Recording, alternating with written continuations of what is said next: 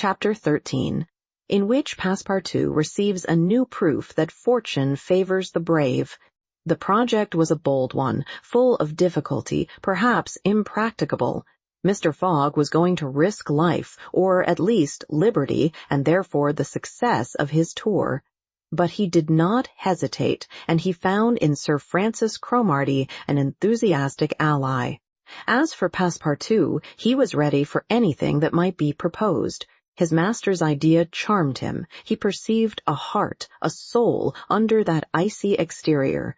He began to love Phileas Fogg. There remained the guide. What course would he adopt? Would he not take part with the Indians?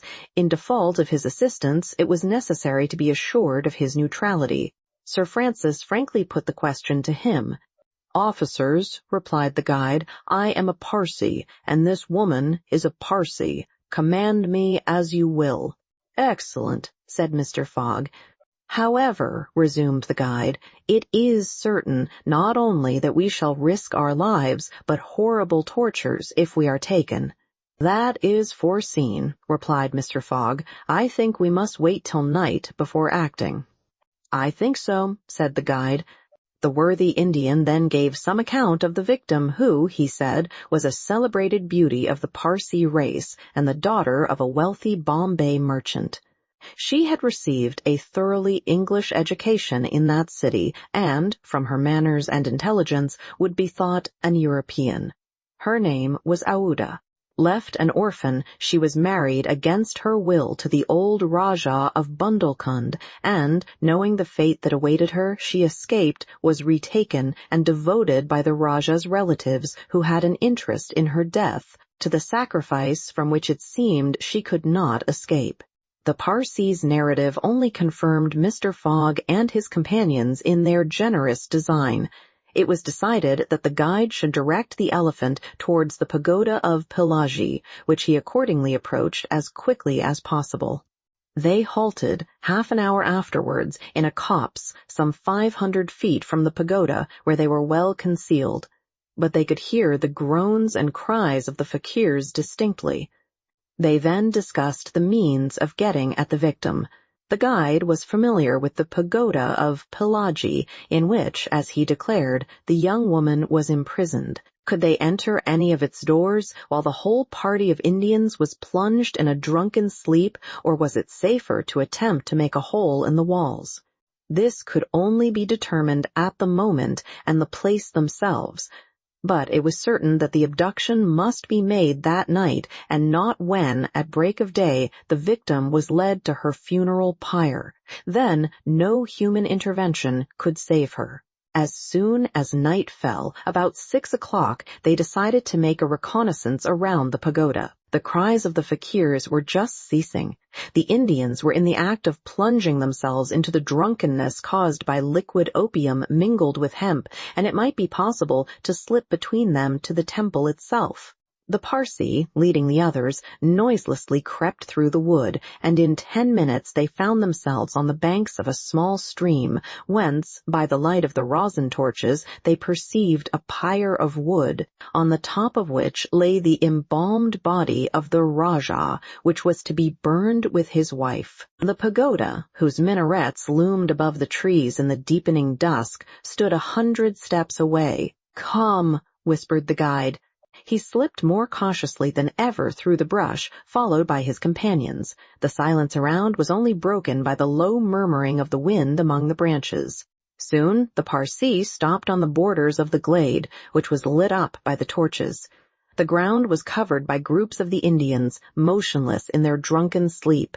It seemed a battlefield strewn with the dead. Men, women, and children lay together. In the background, among the trees, the pagoda of Pelagie loomed distinctly. Much to the guide's disappointment, the guards of the Rajah, lighted by torches, were watching at the doors and marching to and fro with naked sabers. Probably the priests, too, were watching within. The Parsee, now convinced that it was impossible to force an entrance to the temple, advanced no farther, but led his companions back again. Phileas Fogg and Sir Francis Cromarty also saw that nothing could be attempted in that direction. They stopped and engaged in a whispered colloquy. "It is only 8 now," said the brigadier, "and these guards may also go to sleep." "It is not impossible," returned the Parsee. They lay down at the foot of a tree and waited.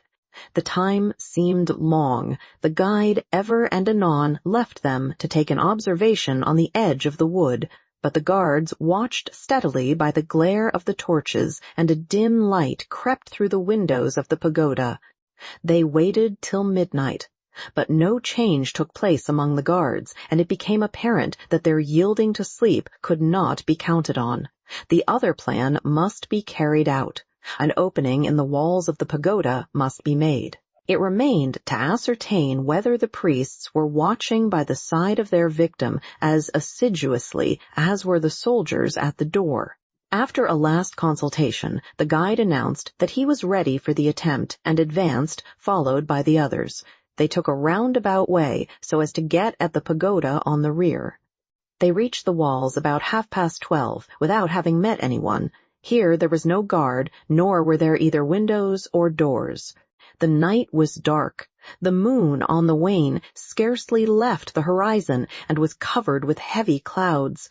The height of the trees deepened the darkness. It was not enough to reach the walls. An opening in them must be accomplished, and to attain this purpose the party only had their pocket-knives. Happily, the temple walls were built of brick and wood, which could be penetrated with little difficulty. After one brick had been taken out, the rest would yield easily. They set noiselessly to work, and the Parsee on one side and Passepartout on the other began to loosen the bricks so as to make an aperture 2 feet wide. They were getting on rapidly when suddenly a cry was heard in the interior of the temple, followed almost instantly by other cries replying from the outside. Passepartout and the guide stopped. Had they been heard? Was the alarm being given? Common prudence urged them to retire, and they did so, followed by Phileas Fogg and Sir Francis. They again hid themselves in the wood, and waited till the disturbance, whatever it might be, ceased, holding themselves ready to resume their attempt without delay.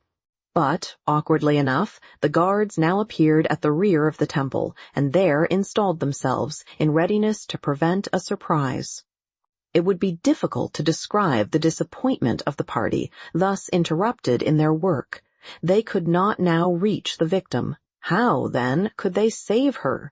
Sir Francis shook his fists, Passepartout was beside himself, and the guide gnashed his teeth with rage. The tranquil Fogg waited, without betraying any emotion.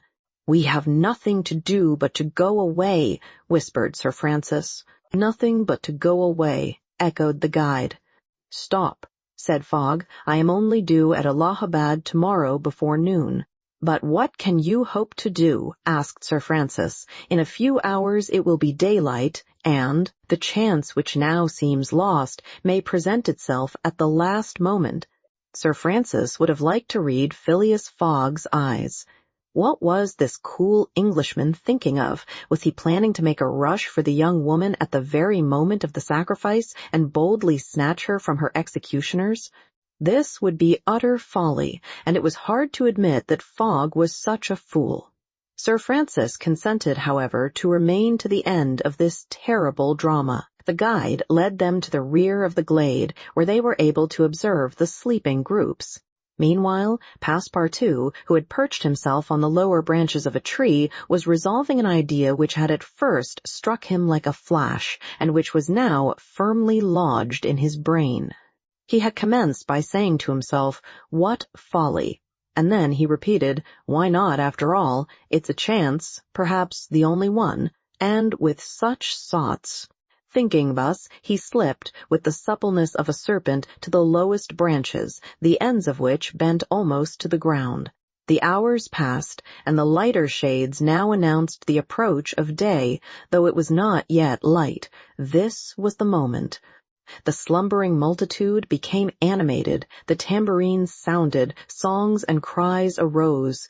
The hour of the sacrifice had come. The doors of the pagoda swung open, and a bright light escaped from its interior, in the midst of which Mr. Fogg and Sir Francis espied the victim. She seemed, having shaken off the stupor of intoxication, to be striving to escape from her executioner. Sir Francis's heart throbbed, and, convulsively seizing Mr. Fogg's hand, found in it an open knife. Just at this moment the crowd began to move. The young woman had again fallen into a stupor caused by the fumes of hemp, and passed among the fakirs who escorted her with their wild, religious cries. Phileas Fogg and his companions, mingling in the rear ranks of the crowd, followed, and in 2 minutes they reached the banks of the stream and stopped 50 paces from the pyre, upon which still lay the Rajah's corpse. In the semi-obscurity they saw the victim, quite senseless, stretched out beside her husband's body. Then a torch was brought, and the wood, heavily soaked with oil, instantly took fire. At this moment, Sir Francis and the guide seized Phileas Fogg, who, in an instant of mad generosity, was about to rush upon the pyre. But he had quickly pushed them aside when the whole scene suddenly changed. A cry of terror arose. The whole multitude prostrated themselves, terror-stricken, on the ground.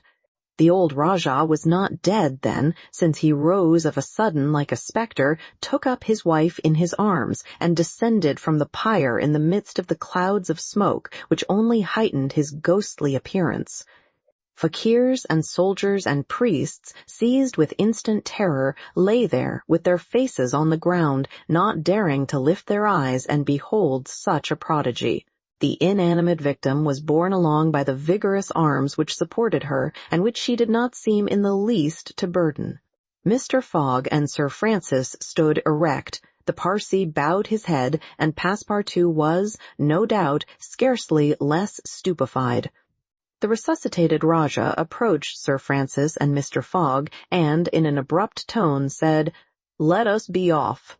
It was Passepartout himself who had slipped upon the pyre in the midst of the smoke, and, profiting by the still overhanging darkness, had delivered the young woman from death. It was Passepartout who, playing his part with a happy audacity, had passed through the crowd amid the general terror. A moment after, all 4 of the party had disappeared in the woods, and the elephant was bearing them away at a rapid pace. But the cries and noise, and a ball which whizzed through Phileas Fogg's hat, apprised them that the trick had been discovered. The old Rajah's body, indeed, now appeared upon the burning pyre, and the priests, recovered from their terror, perceived that an abduction had taken place. They hastened into the forest, followed by the soldiers, who fired a volley after the fugitives. But the latter rapidly increased the distance between them, and ere long found themselves beyond the reach of the bullets and arrows. Chapter 14, in which Phileas Fogg descends the whole length of the beautiful valley of the Ganges without ever thinking of seeing it. The rash exploit had been accomplished, and for an hour Passepartout laughed gaily at his success. Sir Francis pressed the worthy fellow's hand, and his master said, "Well done," which from him was high commendation, to which Passepartout replied that all the credit of the affair belonged to Mr. Fogg. As for him, he had only been struck with a queer idea, and he laughed to think that for a few moments he, Passepartout, the ex-gymnast, ex-sergeant fireman, had been the spouse of a charming woman, a venerable, embalmed Rajah. As for the young Indian woman, she had been unconscious throughout of what was passing, and now, wrapped up in a traveling blanket, was reposing in one of the howdahs. The elephant, thanks to the skillful guidance of the Parsee, was advancing rapidly through the still darksome forest, and, an hour after leaving the pagoda, had crossed a vast plain. They made a halt at 7 o'clock, the young woman being still in a state of complete prostration. The guide made her drink a little brandy and water, but the drowsiness which stupefied her could not yet be shaken off. Sir Francis, who was familiar with the effects of the intoxication produced by the fumes of hemp, reassured his companions on her account, but he was more disturbed at the prospect of her future fate. He told Phileas Fogg that, should Aouda remain in India, she would inevitably fall again into the hands of her executioners. These fanatics were scattered throughout the county and would, despite the English police, recover their victim at Madras, Bombay, or Calcutta. She would only be safe by quitting India forever. Phileas Fogg replied that he would reflect upon the matter. The station at Allahabad was reached about 10 o'clock, and, the interrupted line of railway being resumed, would enable them to reach Calcutta in less than 24 hours. Phileas Fogg would thus be able to arrive in time to take the steamer which left Calcutta the next day, October 25th, at noon, for Hong Kong. The young woman was placed in one of the waiting rooms of the station, whilst Passepartout was charged with purchasing for her various articles of toilet, a dress, shawl, and some furs, for which his master gave him unlimited credit. Passepartout started off forthwith, and found himself in the streets of Allahabad, that is, the City of God, one of the most venerated in India, being built at the junction of the two sacred rivers, Ganges and Jumna, the waters of which attract pilgrims from every part of the peninsula. The Ganges, according to the legends of the Ramayana, rises in heaven, whence, owing to Brahma's agency, it descends to the earth. Passepartout made it a point, as he made his purchases, to take a good look at the city. It was formerly defended by a noble fort, which has since become a state prison. Its commerce has dwindled away, and Passepartout in vain looked about him for such a bazaar as he used to frequent in Regent Street.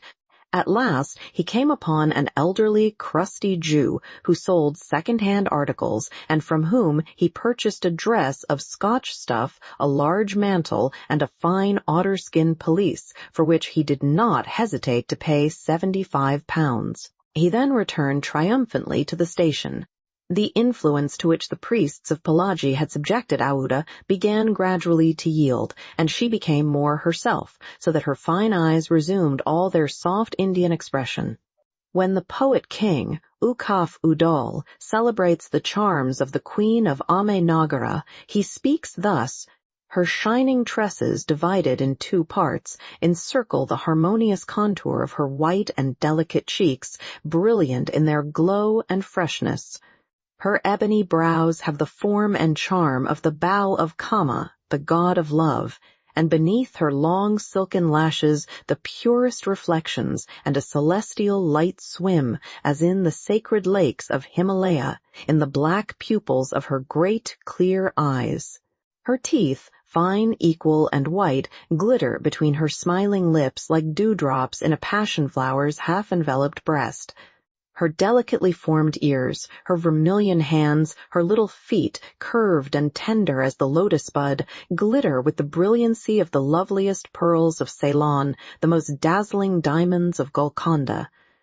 Her narrow and supple waist, which a hand may clasp around, sets forth the outline of her rounded figure and the beauty of her bosom, where youth in its flower displays the wealth of its treasures. And beneath the silken folds of her tunic she seems to have been modeled in pure silver by the godlike hand of Vikvarkarma, the immortal sculptor.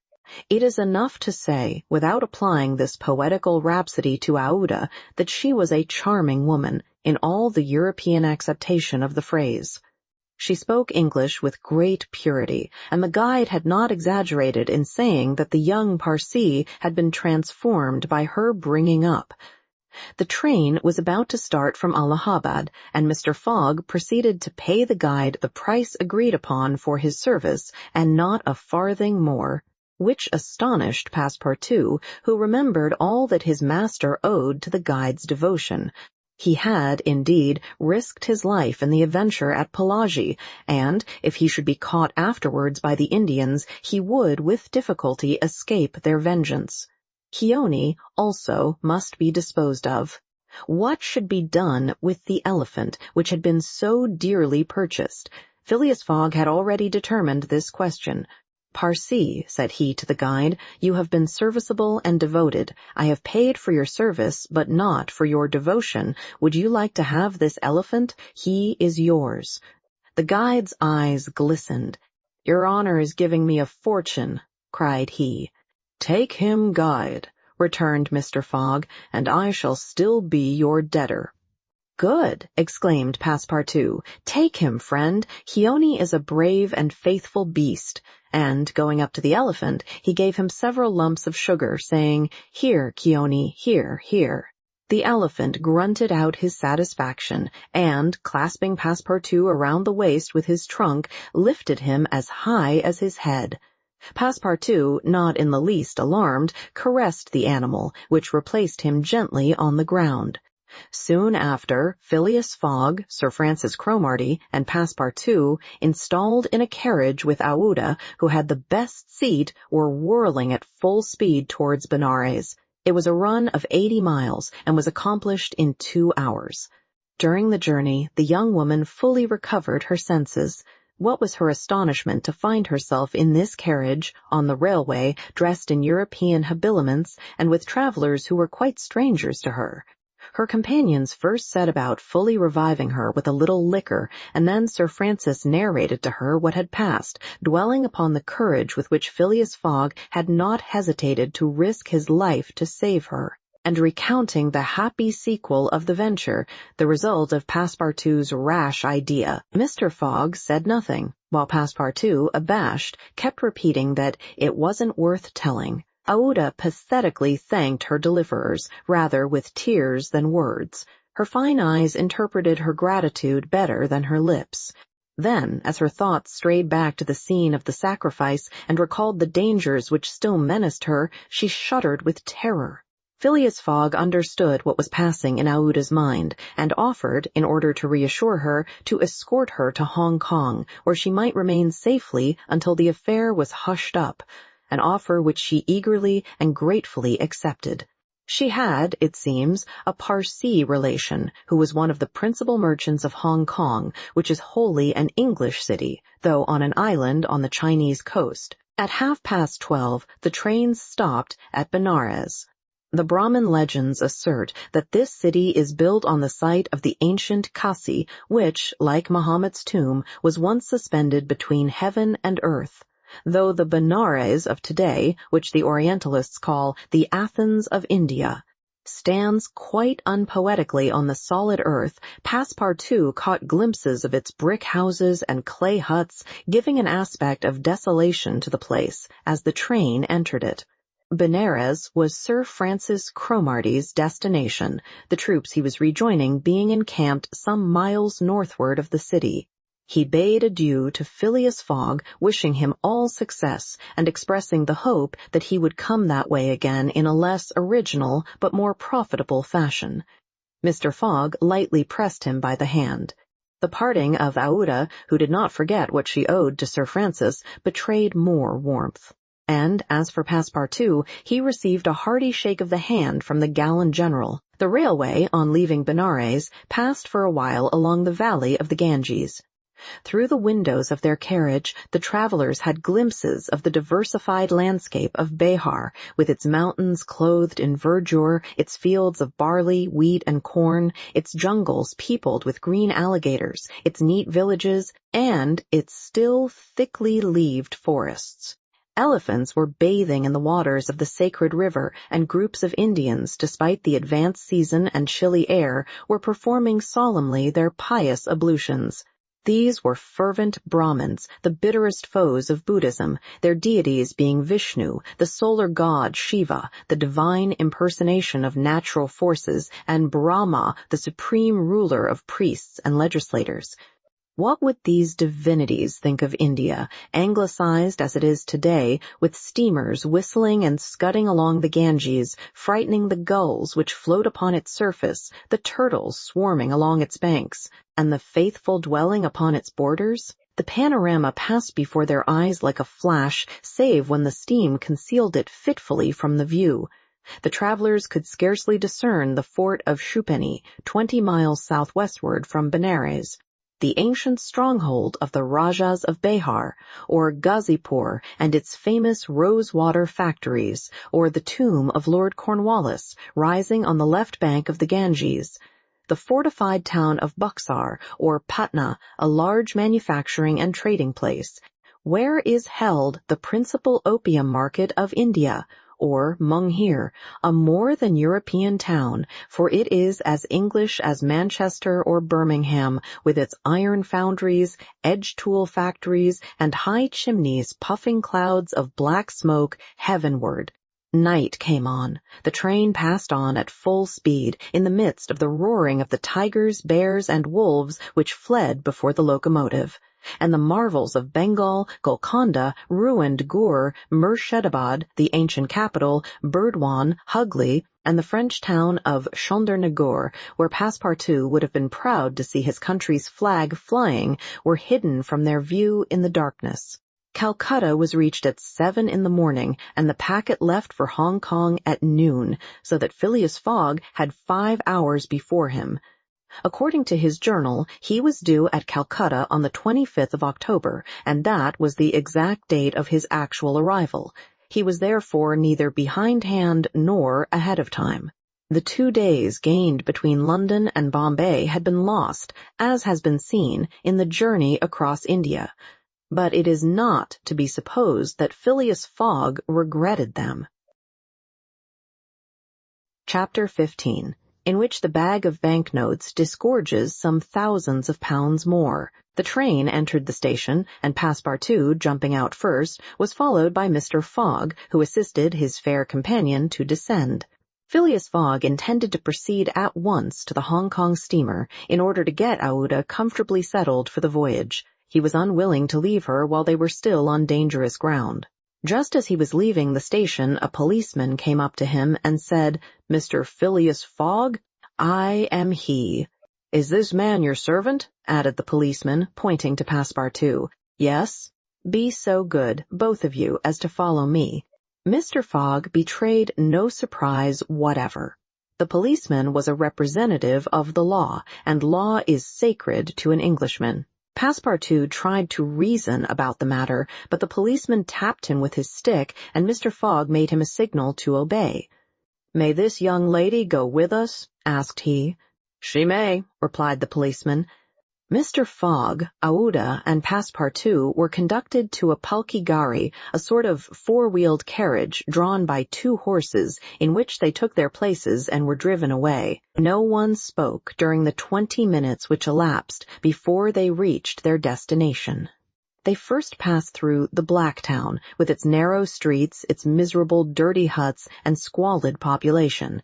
Then through the European town, which presented a relief in its bright brick mansions, shaded by coconut trees and bristling with masts, where, although it was early morning, elegantly dressed horsemen and handsome equipages were passing back and forth.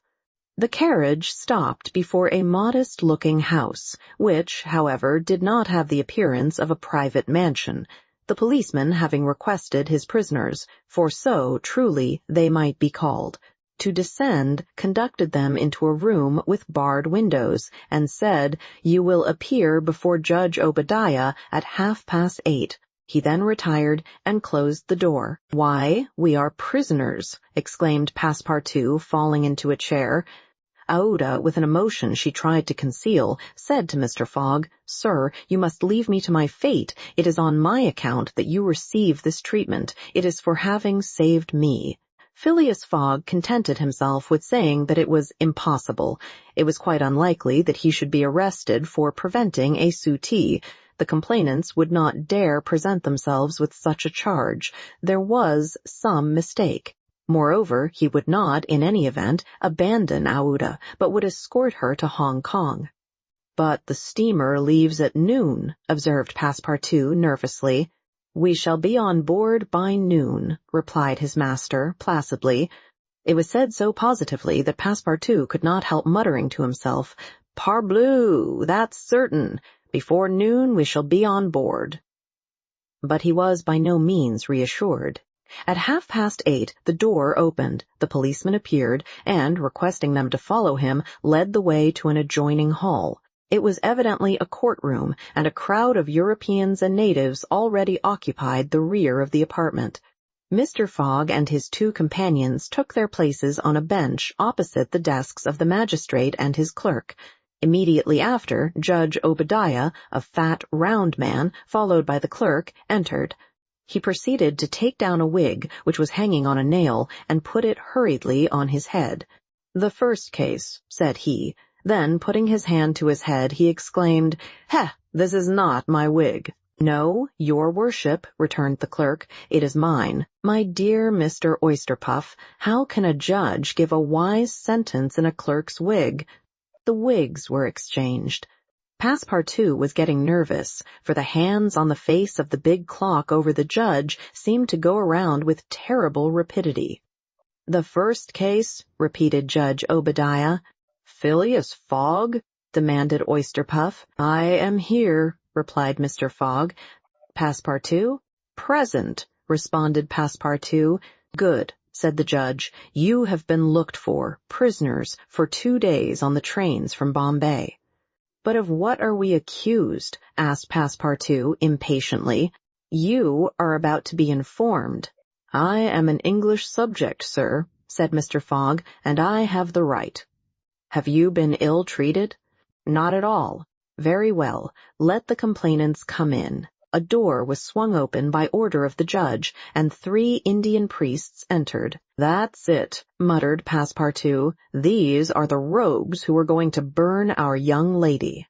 The priests took their places in front of the judge, and the clerk proceeded to read in a loud voice a complaint of sacrilege against Phileas Fogg and his servant, who were accused of having violated a place held consecrated by the Brahmin religion. "You hear the charge?" asked the judge. "Yes, sir," replied Mr. Fogg, consulting his watch, "and I admit it." "You admit it?"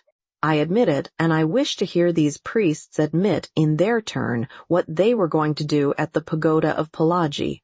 The priests looked at each other. They did not seem to understand what was said. "Yes," cried Passepartout warmly, "at the pagoda of Pelagie, where they were on the point of burning their victim." The judge stared with astonishment, and the priests were stupefied. "What victim?" said Judge Obadiah. "Burn whom? In Bombay itself?" "Bombay?" cried Passepartout. "Certainly. We are not talking of the pagoda of Pelagie, but of the pagoda of Malabar Hill at Bombay." "And as a proof," added the clerk, "here are the desecrator's very shoes, which he left behind him." Whereupon he placed a pair of shoes on his desk. "My shoes!" cried Passepartout, in his surprise permitting this imprudent exclamation to escape him. The confusion of master and man, who had quite forgotten the affair at Bombay, for which they were now detained at Calcutta, may be imagined. Fix, the detective, had foreseen the advantage which Passepartout's escapade gave him, and, delaying his departure for 12 hours, had consulted the priests of Malabar Hill. Knowing that the English authorities dealt very severely with this kind of misdemeanor, he promised them a goodly sum in damages, and sent them forward to Calcutta by the next train. Owing to the delay caused by the rescue of the young widow, Fix and the priests reached the Indian capital before Mr. Fogg and his servant, the magistrates having been already warned by a dispatch to arrest them should they arrive. Fix's disappointment when he learned that Phileas Fogg had not made his appearance in Calcutta may be imagined. He made up his mind that the robber had stopped somewhere on the route and taken refuge in the southern provinces. For 24 hours, Fix watched the station with feverish anxiety. At last, he was rewarded by seeing Mr. Fogg and Passepartout arrive, accompanied by a young woman, whose presence he was wholly at a loss to explain. He hastened for a policeman, and this was how the party came to be arrested and brought before Judge Obadiah. Had Passepartout been a little less preoccupied, he would have espied the detective ensconced in a corner of the courtroom, watching the proceedings with an interest easily understood, for the warrant had failed to reach him at Calcutta, as it had done at Bombay and Suez. Judge Obadiah had unfortunately caught Passepartout's rash exclamation, which the poor fellow would have given the world to recall. "The facts are admitted?" asked the judge. "Admitted," replied Mr. Fogg coldly. "Inasmuch," resumed the judge, "as the English law protects equally and sternly the religions of the Indian people, and as the man Passepartout has admitted that he violated the sacred pagoda of Malabar Hill at Bombay on the 20th of October, I condemn the said Passepartout to imprisonment for 15 days and a fine of £300. £300, cried Passepartout, startled at the largeness of the sum. Silence, shouted the constable. And inasmuch, continued the judge, as it is not proved that the act was not done by the connivance of the master with the servant, and as the master, in any case, must be held responsible for the acts of his paid servant, I condemn Phileas Fogg to a week's imprisonment and a fine of £150. Fix rubbed his hands softly with satisfaction. If Phileas Fogg could be detained in Calcutta a week, it would be more than time for the warrant to arrive. Passepartout was stupefied. This sentence ruined his master. A wager of £20,000 lost because he, like a precious fool, had gone into that abominable pagoda. Phileas Fogg, as self-composed as if the judgment did not in the least concern him, did not even lift his eyebrows while it was being pronounced. Just as the clerk was calling the next case, he rose and said, I offer bail. You have that right, returned the judge. Fix's blood ran cold, but he resumed his composure when he heard the judge announce that the bail required for each prisoner would be £1,000. I will pay it at once, said Mr. Fogg, taking a roll of bank bills from the carpet-bag, which Passepartout had by him, and placing them on the clerk's desk. This sum will be restored to you upon your release from prison, said the judge. Meanwhile, you are liberated on bail. Come, said Phileas Fogg to his servant. But let them at least give me back my shoes, cried Passepartout angrily. Ah, these are pretty dear shoes, he muttered as they were handed to him, more than £1,000 apiece. Besides, they pinch my feet. Mr. Fogg, offering his arm to Aouda, then departed, followed by the crestfallen Passepartout. Fix still nourished hopes that the robber would not, after all, leave the £2,000 behind him, but would decide to serve out his week in jail, and issued forth on Mr. Fogg's traces. That gentleman took a carriage, and the party were soon landed on one of the quays. The Rangoon was moored half a mile off in the harbor, its signal of departure hoisted at the masthead. 11 o'clock was striking. Mr. Fogg was an hour in advance of time. Fix saw them leave the carriage and push off in a boat for the steamer, and stamped his feet with disappointment. The rascal is off, after all, he exclaimed. £2,000 sacrificed. He's as prodigal as a thief. I'll follow him to the end of the world if necessary. But, at the rate he is going on, the stolen money will soon be exhausted. The detective was not far wrong in making this conjecture, since leaving London, what with traveling expenses, bribes, the purchase of the elephant, bails and fines, Mr. Fogg had already spent more than £5,000 on the way, and the percentage of the sum recovered from the bank robber promised to the detectives was rapidly diminishing. Chapter 16. In which Fix does not seem to understand in the least what is said to him.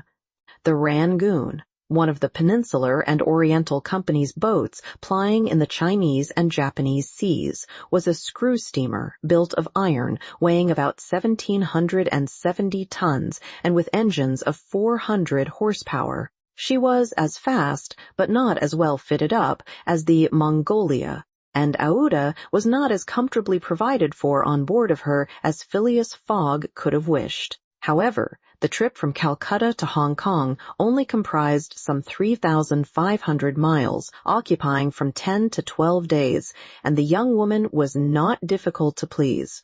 During the first days of the journey, Aouda became better acquainted with her protector, and constantly gave evidence of her deep gratitude for what he had done. The phlegmatic gentleman listened to her, apparently at least, with coldness, neither his voice nor his manner betraying the slightest emotion. But he seemed to be always on the watch that nothing should be wanting to Aouda's comfort. He visited her regularly each day at certain hours, not so much to talk himself as to sit and hear her talk. He treated her with the strictest politeness, but with the precision of an automaton, the movements of which had been arranged for this purpose. Aouda did not quite know what to make of him, though Passepartout had given her some hints of his master's eccentricity and made her smile by telling her of the wager which was sending him round the world. After all, she owed Phileas Fogg her life, and she always regarded him through the exalting medium of her gratitude. Aouda confirmed the Parsee guide's narrative of her touching history. She did, indeed, belong to the highest of the native races of India. Many of the Parsee merchants have made great fortunes there by dealing in cotton, and one of them, Sir Jametsi Jeebhoy, was made a baronet by the English government. Aouda was a relative of this great man, and it was his cousin, Zhizhe, whom she hoped to join at Hong Kong. Whether she would find a protector in him she could not tell, but Mr. Fogg essayed to calm her anxieties and to assure her that everything would be mathematically, he used the very word, arranged. Aouda fastened her great eyes, clear as the sacred lakes of the Himalaya, upon him, but the intractable Fogg, as reserved as ever, did not seem at all inclined to throw himself into this lake.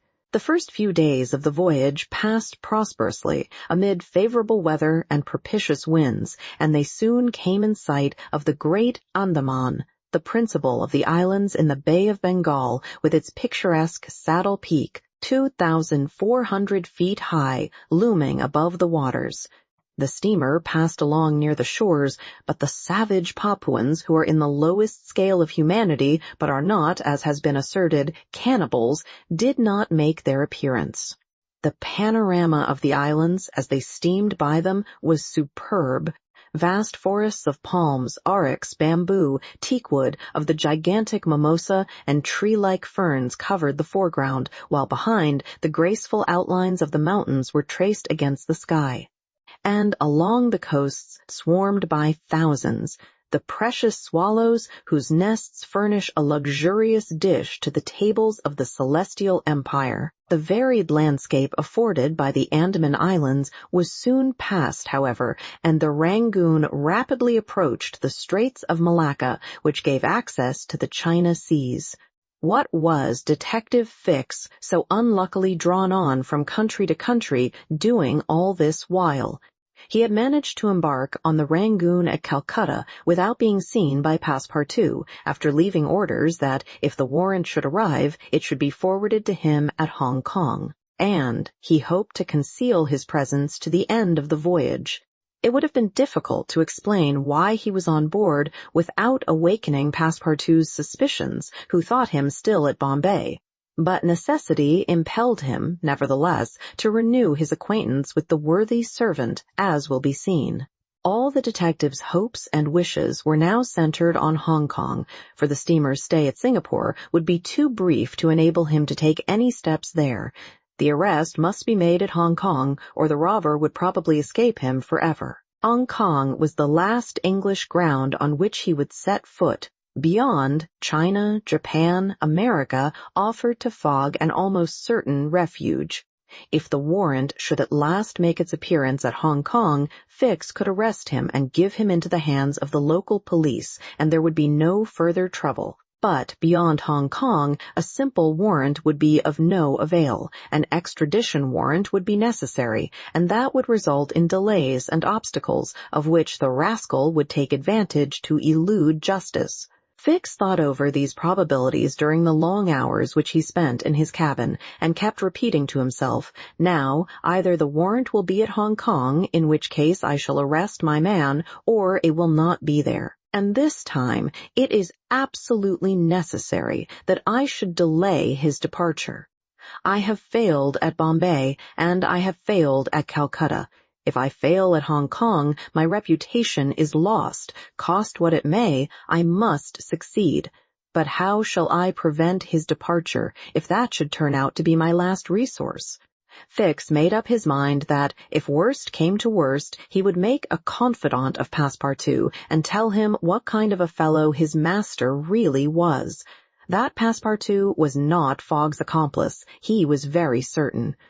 The servant, enlightened by his disclosure and afraid of being himself implicated in the crime, would doubtless become an ally of the detective.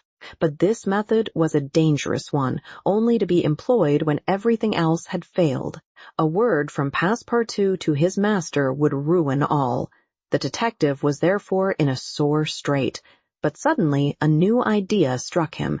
The presence of Aouda on the Rangoon, in company with Phileas Fogg, gave him new material for reflection. Who was this woman? What combination of events had made her Fogg's traveling companion? They had evidently met somewhere between Bombay and Calcutta. But where? Had they met accidentally, or had Fogg gone into the interior purposely in quest of this charming damsel? Fix was fairly puzzled. He asked himself whether there had not been a wicked elopement, and this idea so impressed itself upon his mind that he determined to make use of the supposed intrigue. Whether the young woman were married or not, he would be able to create such difficulties for Mr. Fogg at Hong Kong that he could not escape by paying any amount of money. But could he even wait till they reached Hong Kong? Fogg had an abominable way of jumping from one boat to another, and, before anything could be effected, might get full under way again for Yokohama. Fix decided that he must warn the English authorities and signal the Rangoon before her arrival. This was easy to do, since the steamer stopped at Singapore, whence there is a telegraphic wire to Hong Kong. He finally resolved, moreover, before acting more positively, to question Passepartout. It would not be difficult to make him talk, and, as there was no time to lose, Fix prepared to make himself known. It was now the 30th of October, and on the following day the Rangoon was due at Singapore. Fix emerged from his cabin and went on deck. Passepartout was promenading up and down in the forward part of the steamer. The detective rushed forward with every appearance of extreme surprise, and exclaimed, "You here, on the Rangoon?" "What, Monsieur Fix, are you on board?" returned the really astonished Passepartout, recognizing his crony of the Mongolia. "Why, I left you at Bombay, and here you are, on the way to Hong Kong. Are you going round the world, too?" "No, no," replied Fix. "I shall stop at Hong Kong, at least for some days." Said Passepartout, who seemed for an instant perplexed. "But how is it I have not seen you on board since we left Calcutta?" "Oh, a trifle of seasickness. I've been staying in my berth. The Gulf of Bengal does not agree with me as well as the Indian Ocean. And how is Mr. Fogg?" "As well, and as punctual as ever, not a day behind time. But, Monsieur Fix, you don't know that we have a young lady with us." "A young lady?" replied the detective, not seeming to comprehend what was said. Passepartout thereupon recounted Aouda's history, the affair at the Bombay Pagoda, the purchase of the elephant for £2,000, the rescue, the arrest and sentence of the Calcutta court, and the restoration of Mr. Fogg and himself to liberty on bail. Fix, who was familiar with the last events, seemed to be equally ignorant of all that Passepartout related, and the latter was charmed to find so interested a listener. "But does your master propose to carry this young woman to Europe?" "Not at all. We are simply going to place her under the protection of one of her relatives, a rich merchant at Hong Kong." "Nothing to be done there," said Fix to himself, concealing his disappointment. "A glass of gin, Mr. Passepartout?" "Willingly, Monsieur Fix. We must at least have a friendly glass on board the Rangoon." Chapter 17. Showing what happened on the voyage from Singapore to Hong Kong. The detective and Passepartout met often on deck after this interview, though Fix was reserved, and did not attempt to induce his companion to divulge any more facts concerning Mr. Fogg. He caught a glimpse of that mysterious gentleman once or twice, but Mr. Fogg usually confined himself to the cabin, where he kept Aouda company, or, according to his inveterate habit, took a hand at whist. Passepartout began very seriously to conjecture what strange chance kept Fix still on the route that his master was pursuing. It was really worth considering why this certainly very amiable and complacent person whom he had first met at Suez had then encountered on board the Mongolia, who disembarked at Bombay, which he announced as his destination, and now turned up so unexpectedly on the Rangoon, was following Mr. Fogg's tracks step by step. What was Fix's object? Passepartout was ready to wager his Indian shoes, which he religiously preserved, that Fix would also leave Hong Kong at the same time with them, and probably on the same steamer. Passepartout might have cudgeled his brain for a century without hitting upon the real object which the detective had in view. He never could have imagined that Phileas Fogg was being tracked as a robber around the globe. But, as it is in human nature to attempt the solution of every mystery, Passepartout suddenly discovered an explanation of Fix's movements, which was, in truth, far from unreasonable. Fix, he thought, could only be an agent of Mr. Fogg's friends at the Reform Club sent to follow him up and to ascertain that he really went round the world as had been agreed upon. "It's clear," repeated the worthy servant to himself, proud of his shrewdness. "He's a spy sent to keep us in view. That isn't quite the thing, either, to be spying Mr. Fogg, who is so honorable a man. Ah, gentlemen of the Reform, this shall cost you dear." Passepartout, enchanted with his discovery, resolved to say nothing to his master, lest he should be justly offended at this mistrust on the part of his adversaries. But he determined to chaff Fix, when he had the chance, with mysterious allusions, which, however, need not betray his real suspicions. During the afternoon of Wednesday, 30th October, the Rangoon entered the Strait of Malacca, which separates the peninsula of that name from Sumatra. The mountainous and craggy islets intercepted the beauties of this noble island from the view of the travelers. The Rangoon weighed anchor at Singapore the next day at 4 a.m. to receive coal, having gained half a day on the prescribed time of her arrival. Phileas Fogg noted this gain in his journal, and then, accompanied by Aouda, who betrayed a desire for a walk on shore, disembarked. Fix, who suspected Mr. Fogg's every movement, followed them cautiously without being himself perceived, while Passepartout, laughing in his sleeve at Fix's manoeuvres, went about his usual errands. The island of Singapore is not imposing in aspect, for there are no mountains. Yet its appearance is not without attractions. It is a park checkered by pleasant highways and avenues. A handsome carriage, drawn by a sleek pair of New Holland horses, carried Phileas Fogg and Aouda into the midst of rows of palms with brilliant foliage, and of clove trees, whereof the cloves form the heart of a half-open flower. Pepper plants replaced the prickly hedges of European fields. Sago bushes, large ferns with gorgeous branches, varied the aspect of this tropical clime, while nutmeg trees in full foliage filled the air with a penetrating perfume. Agile and grinning bands of monkeys skipped about in the trees, nor were tigers wanting in the jungles. After a drive of 2 hours through the country, Aouda and Mr. Fogg returned to the town, which is a vast collection of heavy-looking, irregular houses surrounded by charming gardens rich in tropical fruits and plants. And at 10 o'clock they re-embarked, closely followed by the detective, who had kept them constantly in sight. Passepartout, who had been purchasing several dozen mangoes, a fruit as large as good-sized apples, of a dark brown color outside and a bright red within, and whose white pulp, melting in the mouth, affords gourmands a delicious sensation, was waiting for them on deck.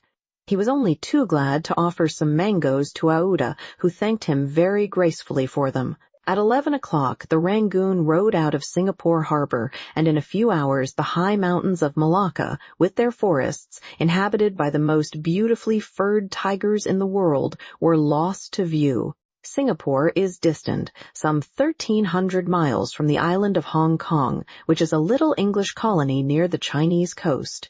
Phileas Fogg hoped to accomplish the journey in 6 days, so as to be in time for the steamer, which would leave on the 6th of November for Yokohama, the principal Japanese port. The Rangoon had a large quota of passengers, many of whom disembarked at Singapore, among them a number of Indians, Ceylonese, Chinamen, Malays, and Portuguese, mostly second-class travelers. The weather, which had hitherto been fine, changed with the last quarter of the moon. The sea rolled heavily, and the wind at intervals rose almost to a storm, but happily blew from the southwest, and thus aided the steamer's progress. The captain as often as possible put up his sails, and under the double action of steam and sail, the vessel made rapid progress along the coasts of Annam and Cochin China. Owing to the defective construction of the Rangoon, however, unusual precautions became necessary in unfavorable weather. But the loss of time which resulted from this cause, while it nearly drove Passepartout out of his senses, did not seem to affect his master in the least. Passepartout blamed the captain, the engineer, and the crew, and consigned all who were connected with the ship to the land where the pepper grows. Perhaps the thought of the gas, which was remorselessly burning at his expense in Savile Row, had something to do with his hot impatience. "You are in a great hurry, then," said Fix to him one day, "to reach Hong Kong?" "A very great hurry. Mr. Fogg, I suppose, is anxious to catch the steamer for Yokohama." "Terribly anxious." "You believe in this journey around the world, then?" "Absolutely. Don't you, Mr. Fix?" "I don't believe a word of it." "You're a sly dog," said Passepartout, winking at him. This expression rather disturbed Fix, without his knowing why. Had the Frenchman guessed his real purpose? He knew not what to think. But how could Passepartout have discovered that he was a detective? Yet, in speaking as he did, the man evidently meant more than he expressed. Passepartout went still further the next day. He could not hold his tongue.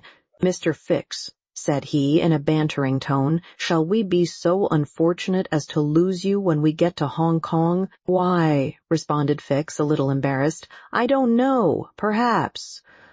"Ah, if you would only go on with us. An agent of the Peninsular Company, you know, can't stop on the way. You were only going to Bombay, and here you are in China. America is not far off, and from America to Europe is only a step." Fix looked intently at his companion, whose countenance was as serene as possible, and laughed with him. But Passepartout persisted in chaffing him by asking him if he made much by his present occupation. "Yes and no," returned Fix. "There is good and bad luck in such things, but you must understand that I don't travel at my own expense." "Oh, I am quite sure of that," cried Passepartout, laughing heartily. Fix, fairly puzzled, descended to his cabin and gave himself up to his reflections. He was evidently suspected. Somehow or other the Frenchman had found out that he was a detective. But had he told his master? What part was he playing in all this? Was he an accomplice or not? Was the game then up? Fix spent several hours turning these things over in his mind, sometimes thinking that all was lost, then persuading himself that Fogg was ignorant of his presence, and then undecided what course it was best to take.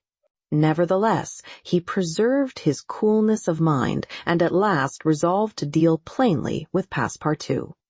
If he did not find it practicable to arrest Fogg at Hong Kong, and if Fogg made preparations to leave that last foothold of English territory, he, Fix, would tell Passepartout all. Either the servant was the accomplice of his master, and in this case the master knew of his operations, and he should fail, or else the servant knew nothing about the robbery, and then his interest would be to abandon the robber. Such was the situation between Fix and Passepartout. Meanwhile, Phileas Fogg moved about above them in the most majestic and unconscious indifference. He was passing methodically in his orbit around the world, regardless of the lesser stars which gravitated around him. Yet there was nearby what the astronomers would call a disturbing star, which might have produced an agitation in this gentleman's heart. But no, the charms of Aouda failed to act, to Passepartout's great surprise, and the disturbances, if they existed, would have been more difficult to calculate than those of Uranus which led to the discovery of Neptune. It was every day an increasing wonder to Passepartout, who read in Aouda's eyes the depths of her gratitude to his master. Phileas Fogg, though brave and gallant, must be, he thought, quite heartless. As to the sentiment which this journey might have awakened in him, there was clearly no trace of such a thing, while poor Passepartout existed in perpetual reveries. One day he was leaning on the railing of the engine-room and was observing the engine when a sudden pitch of the steamer threw the screw out of the water. The steam came hissing out of the valves, and this made Passepartout indignant. "The valves are not sufficiently charged," he exclaimed. "We are not going. Oh, these English! If this was an American craft, we should blow up, perhaps, but we should at all events go faster."